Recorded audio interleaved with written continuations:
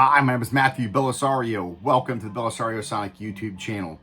Today, episode 7 of my series called Pivotal Artists, Pivotal Albums. And today, it's going to be all about Bird, Charlie Parker, the second jazz artist that I've done in this series. The first being Louis Armstrong, who I consider being the guy that opened the door to jazz for me. Charlie Parker being the one that took my hand and just took me down this road, introducing me to all these fantastic artists like Dizzy Gillespie, Max Roach, Bud Powell, Thelonious Monk, and then further out, Miles Davis, John Coltrane, Sonny Rollins, Chick Corea, going over into the fusion side of things, free jazz, Ornette Coleman. Anyways, I always say that Louis Armstrong opened the door for me to jazz and Charlie Parker took me down the road. So this is one of the first pivotal, not really an album, but it's a box set. It's the first thing I ever purchased of Charlie Parker. This is a 1993 release, Charlie Parker Story, 10 CDs, released on the Black Label, 10 discs that spans his career. If you can find this, I've seen these around. They're a little expensive, 60, 70 bucks. You can still find them for. But 10 CDs, a lot of music, and all of his most famous tracks are on here. It comes with a fantastic book that I'm going to talk about a little bit his career, of Charlie's career. This book goes through his life briefly and then goes into each of these discs. And then tells you about the music on the discs and the history of these, what's going on, what was recorded and when.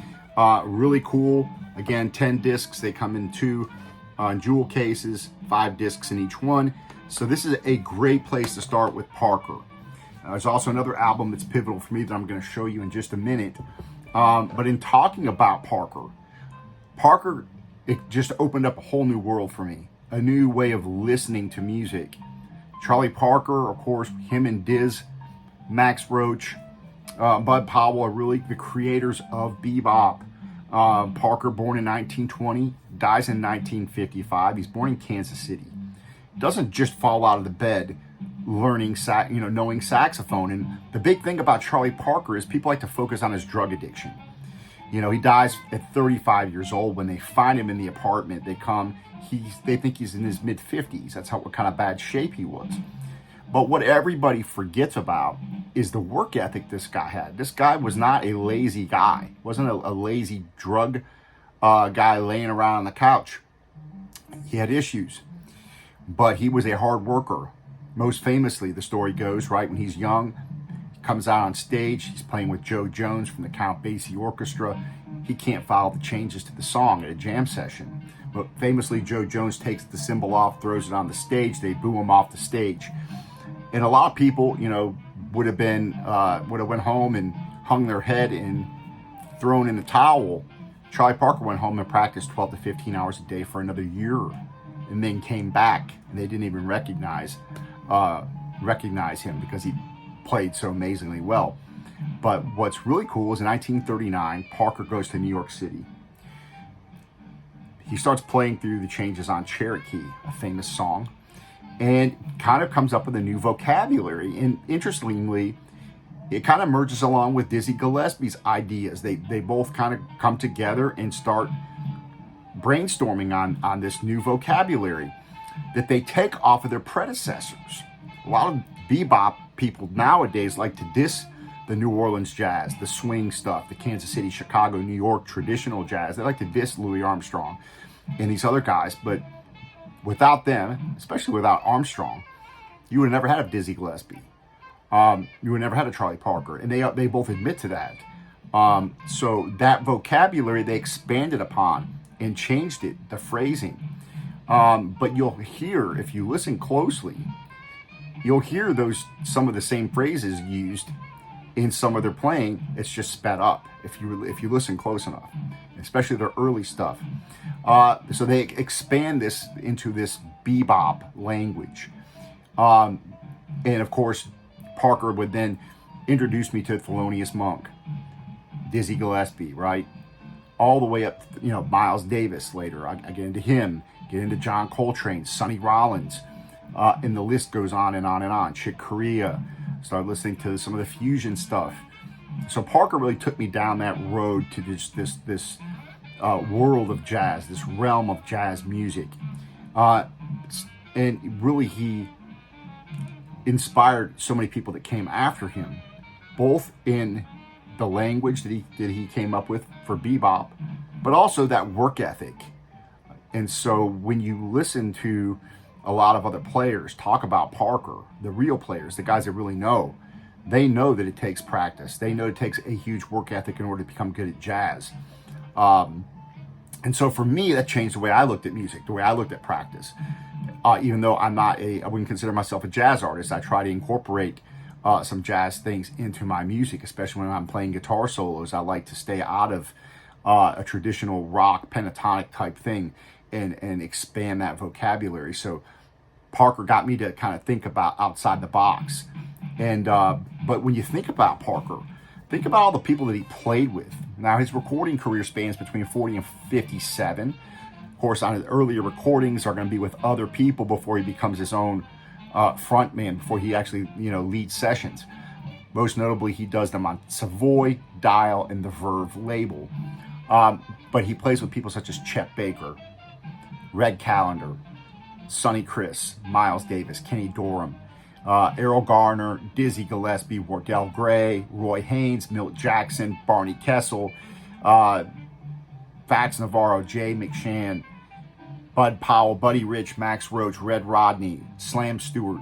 The list goes on and on. So if you happen to pick up this box set, you're going to get you're going to get all those people playing with him, which is also very interesting to listen to. So when I get into Parker, things just shift. You have to have a different mindset for this kind of music, and it makes you pay more attention, and you don't get instant gratification. Even though to me it hit me pretty quick to heart. They're catchy tunes. Night and Tunisia, Scrapple from the Apple, Ornithology. These songs are catchy for me, but the improvisation that's going on requires your attention to really hear what they're doing. And the next album that would be pivotal for me would be this Diz and Bird record on Verve Clef Records. And if you can find this, I would recommend picking this up. You've got important recordings on here of Mohawk, My Melancholy Baby, Leapfrog, Relaxing with Lee, and alternative takes on here. So I do recommend picking this up if you're looking for maybe a first album to get into bebop. This is a pretty good place to start. And again, it's on the Verve Clef label. But the CD set, if you're not into CDs, here's another interesting thing about Parker. People still don't appreciate him, especially in the vinyl community. He's not really appreciated. So you can find his records at a pretty good price still for a few dollars a lot of times. You might not be able to get the originals, but you'll get quality Parker recordings for relatively inexpensive. And it's very rewarding to sit down and listen to Parker. And he has the ability to take you on a journey to expand your mind, expand your vocabulary, even if you're not a jazz musician. It gives you a different way to look and listen to music. And so for me, it's that positive element of Parker.